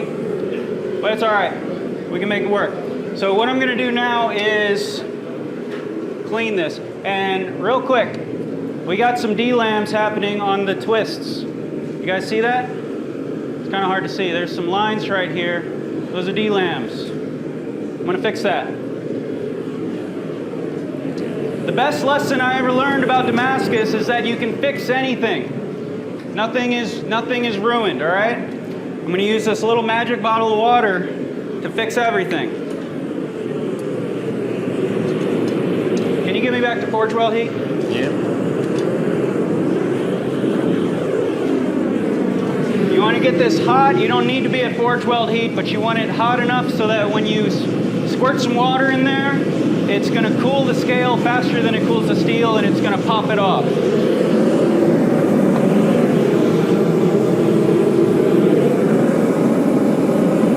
Now, all these issues are happening because of how fast we're going, so don't rush when you're doing this, right? Take your time between steps. You should never forge a tang out that fast because that's how these things happen. So I'm squirting water in there. And that's taking any scale that's inside of there that I normally wouldn't be able to get out with flux, and it's blowing it out. And then I'm going to flux it up.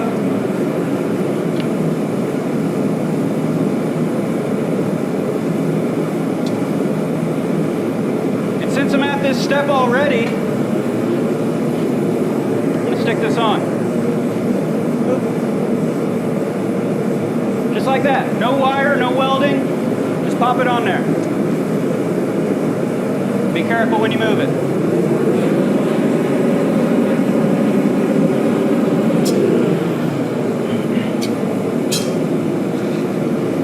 So that's going to be your tank. That's going to be the tang, yep. Do you ever do a start? You know, like your angle? Now that's actually, You need to.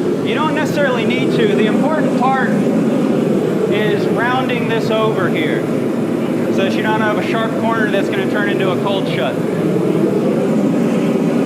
So again, for everybody, the reason why that's rounded over on the piece of mild steel is if that was a sharp corner, when I start forge welding that in, that could roll over. Do the same thing that happens when you fish slip a tip, right? It's going to roll over and that could potentially form a cold shut.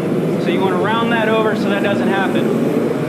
And then what you get is a nice clean transition like this. If you look closely at this, I can pass this around again if you guys want to see. There's a line down the middle of this tang. This one's the same way, starts a little bit farther back, but there's a line down the middle of the tang where the mild steel starts.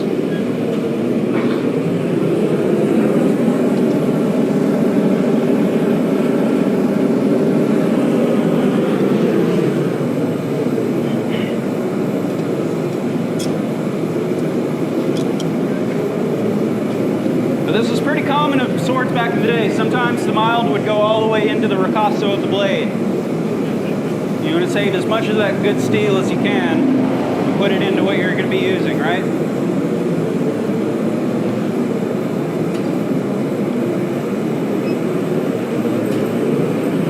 You want to do this or you want me to do it? What's that? You want to do this or you want me to do it? I can do it.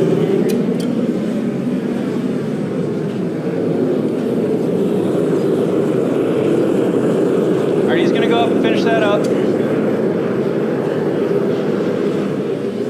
It's slid forward a little bit. You might want to push it back a hair. Okay.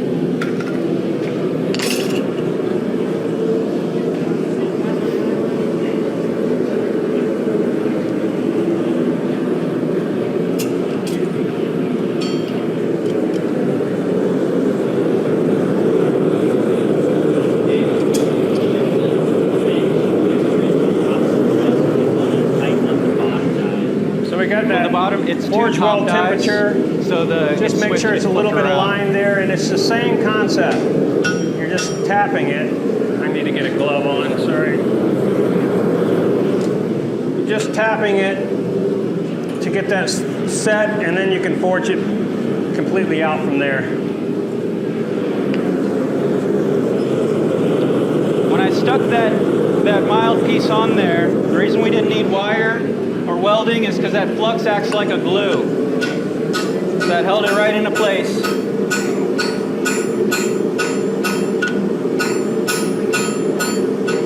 And once it sets, you can start working it. And probably would go to the power hammer from after. We'll probably put a new heat on it. Put a little more flux in there. Flip it over. Let's do a squish on the power hammer first. We'll give it a good squish on the power hammer, make sure it's nice and consolidated, and then we'll stretch out the tang on the power hammer like we normally would. After you set the weld, we use the small hammers, just set it, and then we go back to a normal hammer after that.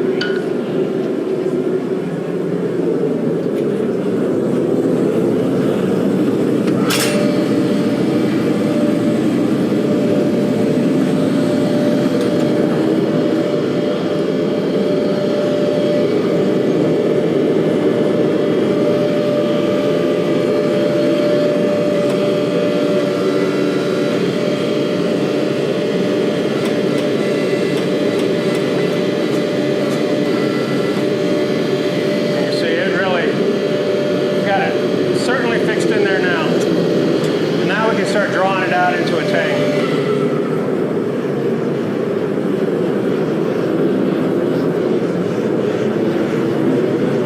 This power hammer's kind of finicky right now. Do it by hand. Yeah.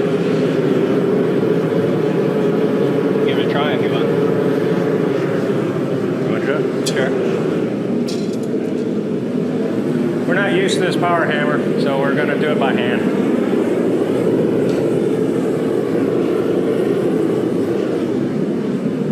We have a Spencer tire power hammer. It works pretty good for what we're managing. Get a bit. The reason why I'm refluxing right now is is because I'm about to start forging sideways on this thing. And we had those openings that I showed you earlier, right? That I blew out with water. So I want to make sure that I get those closed up when I start forge welding, or when I start forging sideways on this tank. Get a glove because it'll probably be hot.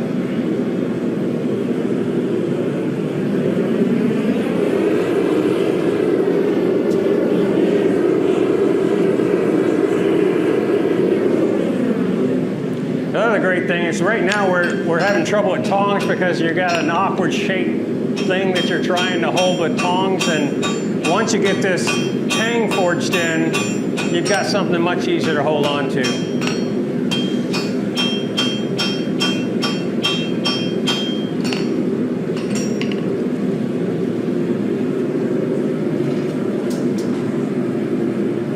And then it's about forging out whatever shaped blade you want.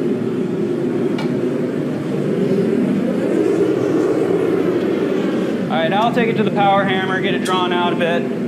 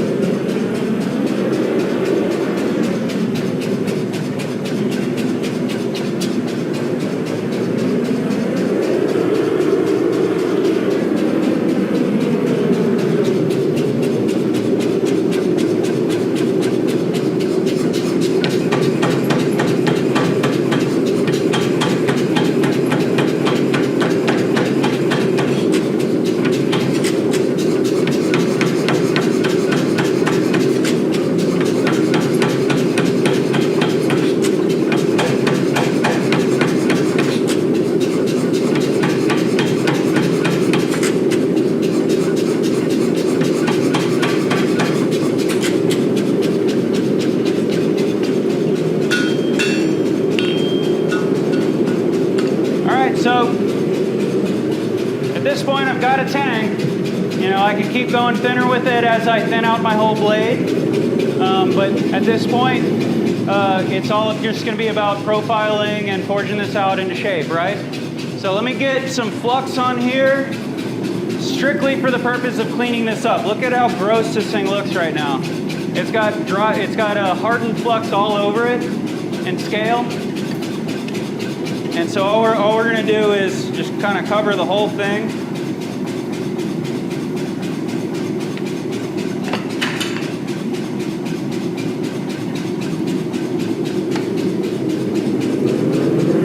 Get the whole thing hot, and I'm just going to wire brush both sides.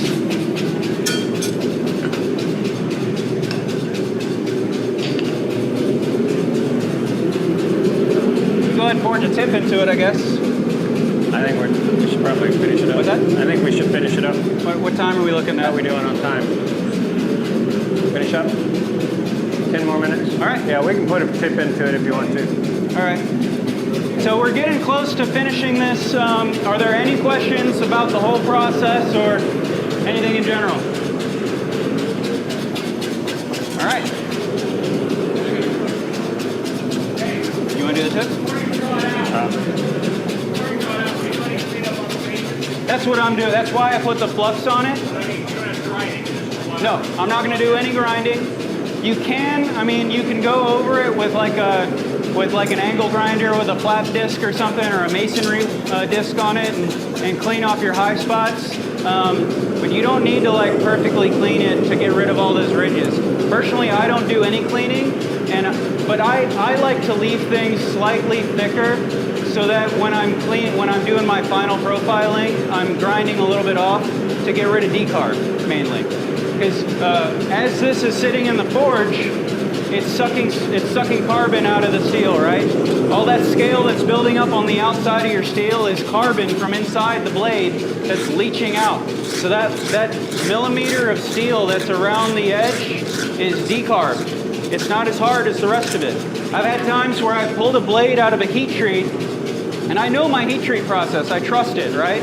So I know it's going to be this hard after I do this process every time with this type of steel, right? And I had it happen one time where I pulled it out and it wasn't hard. And I was thinking, well, I know my heat treat's not the problem, so what's the problem? And I realized it was decarb. I had too much decarb and I hadn't ground deep enough into the blade, and so that outer edge was softer than, you know, half a millimeter into it. So just make sure that you accommodate, you know, if you're working with complex damascus that's been in the forge a long time, you want to give yourself a little bit of room to grind off at the end.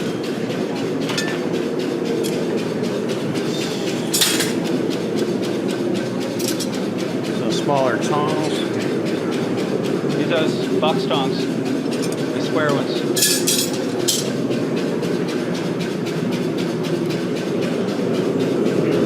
All right, so it sounds like we've got, you know, maybe 5 minutes left. We'll go ahead and put a quick tip into this, and then that'll be it. Normally we'd be drawing this thing out. I mean, like to say that it may not. It depends on what you're making in the end. Those are with the saxes or seax, however we want to pronounce it. We passed around. You're figuring out what width you have. You're going to taper the thing. You're going to taper both width and thickness. And we'll just do a quick tip on this, and then we'll close the demo at that point.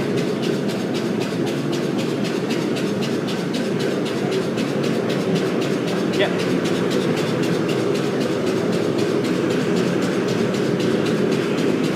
Normally we switch up to the other forge at this point because it gets dirty every time we stick it in here because there's a bunch of liquid flux in the bottom of this thing. And that's why we have two forges. Switch over to the other forge when we start doing the clean work and stop using flux, basically.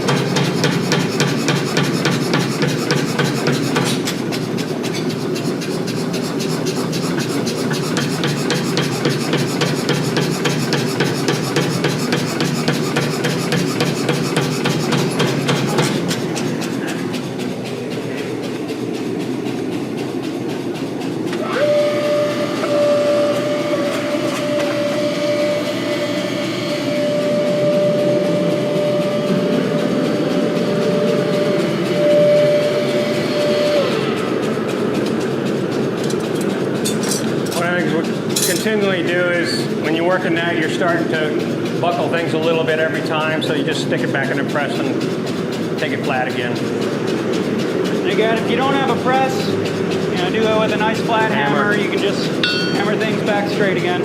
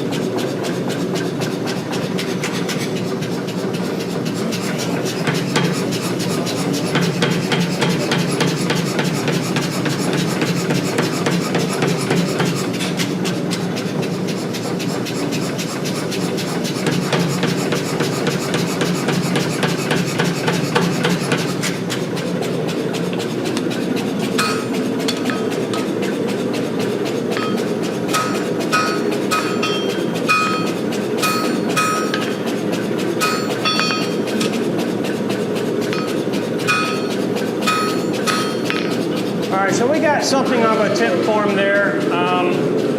We'd probably at this point start drawing out the entire, it's pretty fat now. We draw out the entire thing. It's fairly thick as well, so we'd taper it all inside of the forging process. But basically that is the extent of our demo today. There's a lot more work to do on this blade, so maybe that's the next demo. Yeah. So seriously, who's going to go and try making something like this? We got a few hands here. Look at that. There's Nice. some maybes too.